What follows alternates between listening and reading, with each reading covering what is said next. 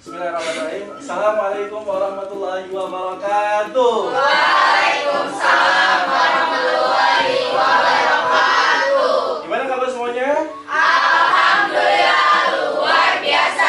Allahu Akbar. Oke. Tetap semangat walaupun sudah siang banget ya ini ya. Dan sebelumnya Bapak punya yel-yel nih. Yel-yelnya adalah kalau misalkan Bapak bilang kasih semangat, kalian jawabnya yuk semangat kakak. Aye, bisa? Bisa? Kasih semangat. Yuk semangat kakak.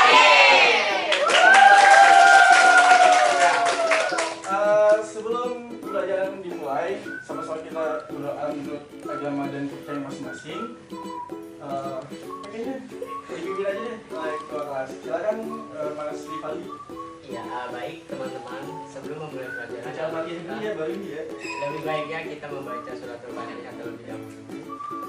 Berdoa dimulai.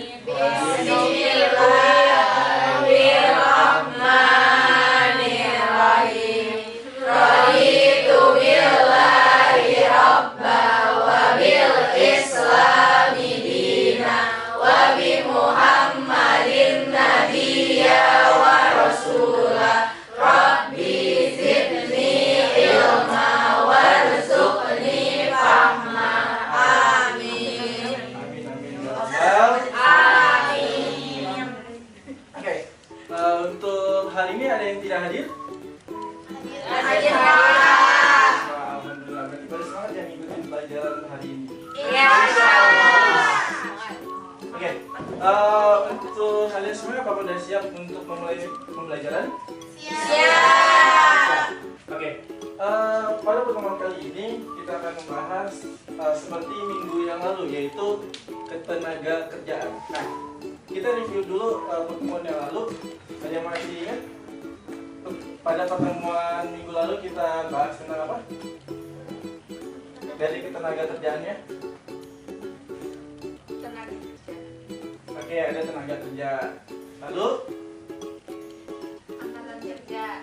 ada angkatan kerja. Selanjutnya kesempatan kerja, Hubungan penduduk. hubungan penduduk. Ada lagi? Hubungan tenaga kerja. Hubungan tenaga kerja. Nah, dari tenaga kerja itu apa sih? Yang maksudnya dari tenaga kerja itu? Iya, silakan. Tenaga kerja atau sumber daya manusia merupakan modal yang sangat dominan dalam menyukseskan program pembangunan. Oke. Itu sedikit kita review untuk pertemuan minggu lalu. Nah, untuk sekarang Bapak minta kalian untuk membuat kelompok 5 kelompok terdiri dari 3 sampai 4 orang ya. Iya, Oke. Bapak. Bisa mau saya nentuin apa nanti sendiri? Tentuin aja, Pak. Ditentuin apa sendiri? Tentuin. Oke. Untuk kelompok 1 yang seperti ini ya. Ya. Ya ini, terus yang di atas kelompok 2 4 orang, yang di bawah 4 orang, terus yang di atas mau 3 orang apa mau 4 orang? Yang di atas. Pas. 4 aja. Nah, itu kelompok 4 ya. Yang di bawah 3 orang kelompok 5. Oke, untuk kelompok 1 latihan. Untuk kelompok 1 kalian akan bahas tentang tingkat pengangguran yang tinggi. Kelompok 2 jumlah angkatan kerja yang tinggi. Kelompok 3 rendahnya tingkat pendidikan dan keterampilan. Kelompok 4 penyebaran angkatan kerja yang tidak merata. Kelompok 5 perlindungan kesejahteraan tenaga kerja yang belum maksimal. Nah, tugasnya suruh ngapain? Kalian akan diskusikan masalah ini. Nanti setelah diskusi, kenapa sih bisa adanya masalah ini tuh? Dan kalian juga harus cari solusinya. Apa yang dibutuhkan Indonesia untuk mengurangi masalah-masalah ini? Paham sampai sini? Oke, silakan.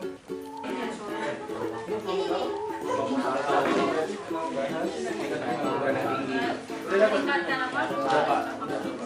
Dari artikel apa gimana? Dari YouTube, Dari web. oh dari web Dari web bisa. Banyak apa ya? Kelompok 2 aman? Sedang diskusi. Sedang diulang tentang budaya tinggi. Kelompok 3 Gimana Pak? Ini diskusi. Adanya bagus. Kelompok 8 4 ya? Maksudnya berdua Pak. Ah, boleh. Kelompok 5 boleh ya? Bilang kita.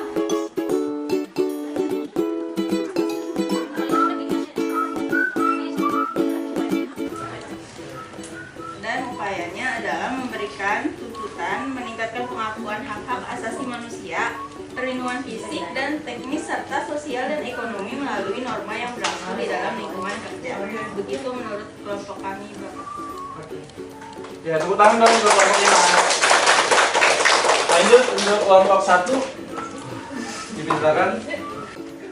Baik, saya akan memaparkan dari kenapa bisa timbulnya tingkat pengangguran yang tinggi.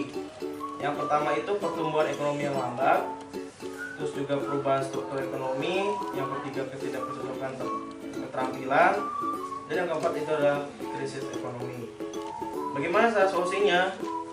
Solusinya itu yang pertama itu mendorong pertumbuhan ekonomi, yang kedua investasi dalam pendidikan dan pelatihan, yang ketiga mendorong kewirausahaan, yang keempat fleksibilitas pasar tenaga kerja, dan yang kelima program pemerintah untuk pengangguran.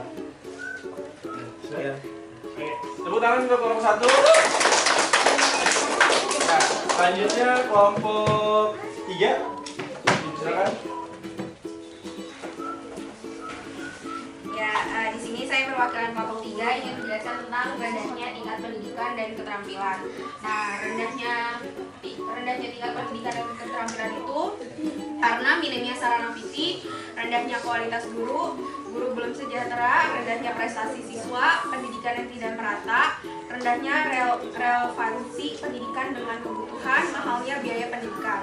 Nah, solusinya itu yang pertama menyediakan fasilitas pendidikan yang lengkap dan merata di setiap daerahnya, lalu memberikan bantuan beasiswa, lalu menyediakan sekolah gratis bagi yang tidak mampu, dan yang terakhir meningkatkan kualitas tenaga pendidik atau guru dengan mengadakan pelatihan atau workshop. Terima kasih. Oke.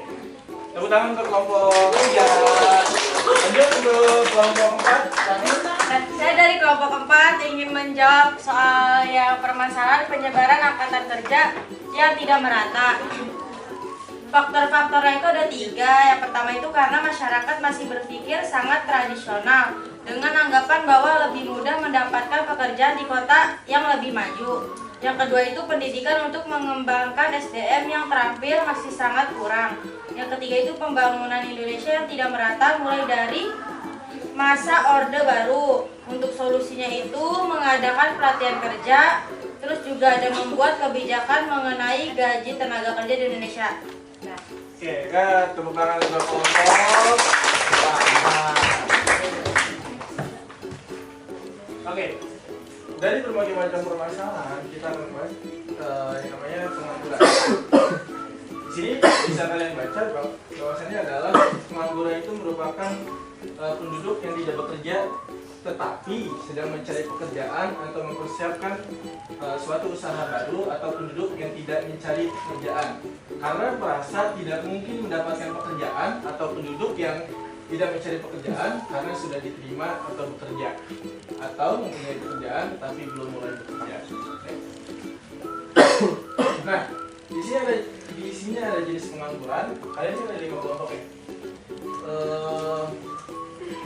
Masing-masing kelompok bisa dicari apa itu yang namanya pengangguran terbuka, apa itu yang namanya pengangguran terselubung.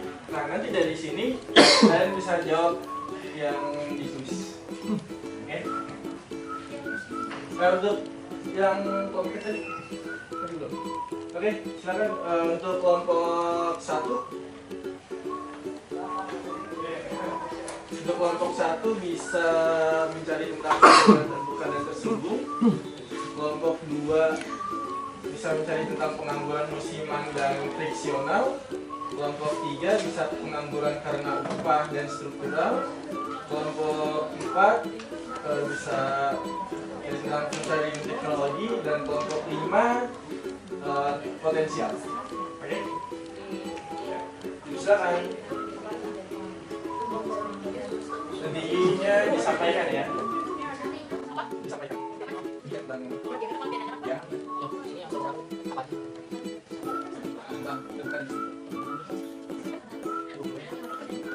Oke, untuk kelompok 1 bisa dijelaskan tentang pengamalan terbuka dan terselubung? Silakan. Jadi menurut kelompok kami terkait dengan pengangguran terbuka ya, itu kan digambarkan dari situasi seorang yang memang sekali tidak memiliki pekerjaan gitu. Dan di mana juga orang ini berusaha mencari pekerjaan. Nah ini juga ada penyebabnya. Yang pertama, tidak tersedianya lapangan kerja. Yang kedua, ketidakcocokan antara kesempatan kerja dan latar belakang pendidikan. Dan yang ketiga, keinginan untuk tidak mau bekerja. Jadi penyebabnya itu. Terus untuk pengangguran terselubung yang kedua, ini juga kondisi pengangguran ini terjadi karena tenaga kerja tidak bekerja secara optimal, yang dimana situasinya ini memiliki ketidaksesuaian antara pekerja dan bakat dan kemampuannya itu. Contohnya kayak seorang lulusan D3 misalnya keperawatan bekerja pada bagian pemasaran sebuah perusahaan. Namun selama masa bekerja berlangsung atau kontrak ya bisa dibilang, ia tidak bisa menjalankan fungsinya dengan baik, sehingga menghambat proses kerja yang ada. Ini disebut dengan pengangguran terselubung. Kurang lebih seperti itu, Pak. Oke, untuk kelompok 2 silakan. Untuk pembahasan pengangguran musiman dan friksional. Ya, untuk pengangguran musiman, jenis pengangguran ini dinamakan pengangguran musiman. Mereka bekerja hanya pada batas waktu tertentu. Beberapa pekerjaan hanya bisa dilakukan di waktu tertentu, misalnya pekerja panen saat padi sudah waktunya ditutup. Selanjutnya Baik, untuk pengangguran friksional adalah pengangguran yang membutuhkan waktu dalam mencari pekerjaan. Contohnya mahasiswa yang baru lulus atau pekerja yang resign. Oke. Untuk kelompok 3 tentang pengangguran karena upah terlalu tinggi dan struktural. Untuk pengangguran karena upah terlalu tinggi adalah pengangguran yang terjadi karena para pekerja atau pencari kerja menginginkan adanya upah atau gaji terlalu tinggi sehingga para pengusaha tidak mampu untuk memenuhi keinginan tersebut. Dan untuk pengangguran struktural adalah pengangguran yang terjadi karena adanya perubahan struktur kehidupan masyarakat, misalnya dari agraris menjadi industri. Oleh sebab itu, banyak tenaga kerja yang tidak memenuhi kriteria yang disyaratkan oleh perusahaan. Baik. Kelompok berapa selanjutnya? 4. Silakan tentang mencari dan teknologi. pengangguran volunteer itu kondisi di mana tersedianya lapangan pekerjaan, namun beberapa orang tidak ingin menerimanya karena belum memperoleh tingkat gaji yang diinginkan atau sesuai. Untuk pengangguran teknologinya yaitu adalah hilangnya pekerjaan akibat perkembangan teknologi yang semakin cepat.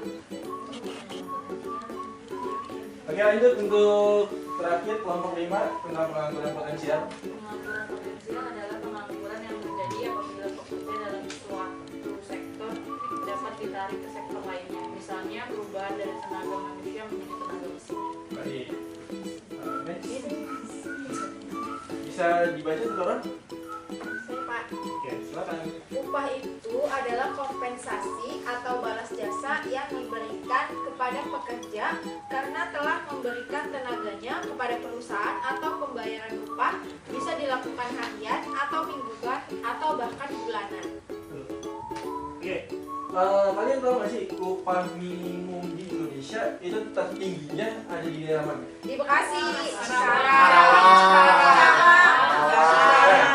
Sekarang termasuk Bekasi nggak? Bekasi.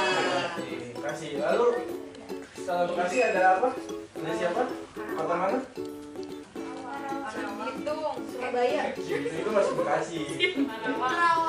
Ada Bekasi. Lalu di bawahnya ada Karawang. Oh, Jakarta. Lalu ada Jakarta. Nah, kenapa bisa dibilang? Kenapa bisa upah minimum di 3 kota tersebut bisa tinggi?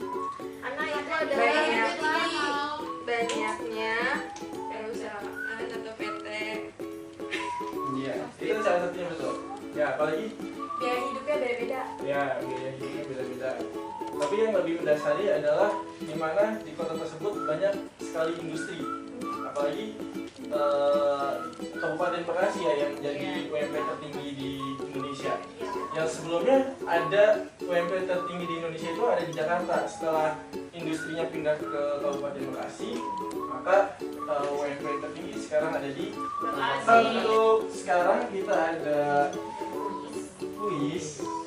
Oke. Terus sekarang kita ada kuis. Untuk kodenya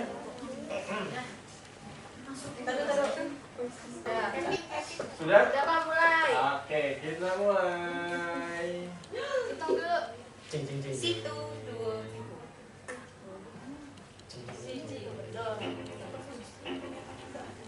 Silakan.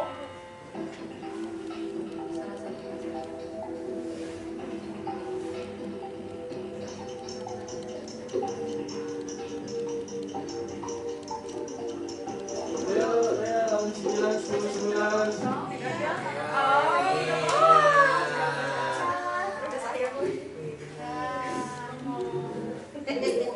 Wih.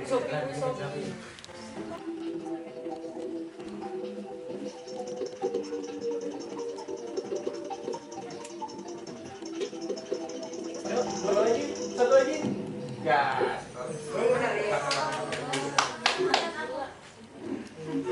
Kalian coba. Wih, cai.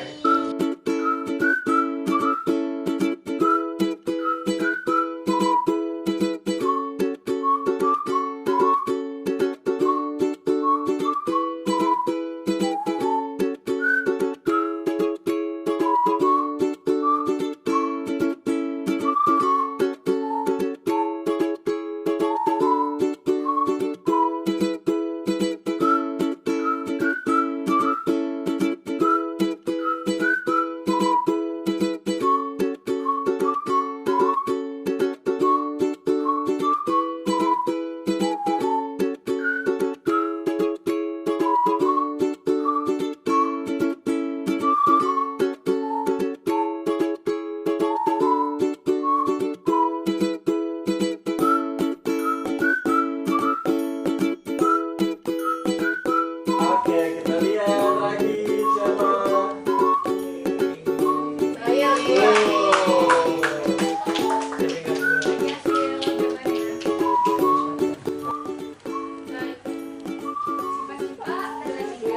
Oke, untuk peringkat 3 ada Sipa-Sipa, yang kedua ada Juno, yang pertama ada Arti.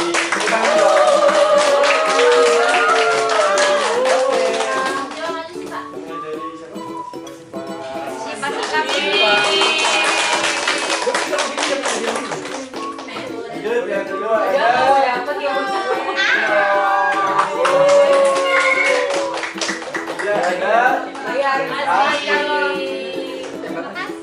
dari pembelajaran ini kita bisa simpulkan mungkin untuk anak-anak kalian yang mau menyimpulkan satu orang silakan mau ditunjuk atau kameramen. Oke, silakan Adit untuk menyimpulkan tentang pengangguran ini. Sebenarnya ini masalah paling eksternal yang ada di dunia, yang mana sebenarnya pengangguran ini tidak akan bisa menghilang. Jadi yang pasti kita hanya bisa mengurangi pengangguran dengan cara melakukan banyaknya peluang usaha yang kita buka dan menambah jumlah kerja. Itu Pak, kurang lebih. baik, kasih tepuk tangan dong. Kayaknya ada yang mau ngasih quotes ya? Siapa ya? Jaya. Terima kasih teman-temannya. Quotes of the day buat hari ini, jangan lupa bersyukur karena setiap hal yang kita lalui itu adalah berkat dari Allah Maha Kuasa. Baik, bagaimana pembelajaran hari ini? Apa seru? Kita kembali untuk minggu depan. Bahwasanya minggu depan ada ujian harian kalian baca bab 1 sampai bab 2. Oke, sebelum mengakhiri pembelajaran pada hari ini, sama-sama kita mengucap hamdalah. Alhamdulillah.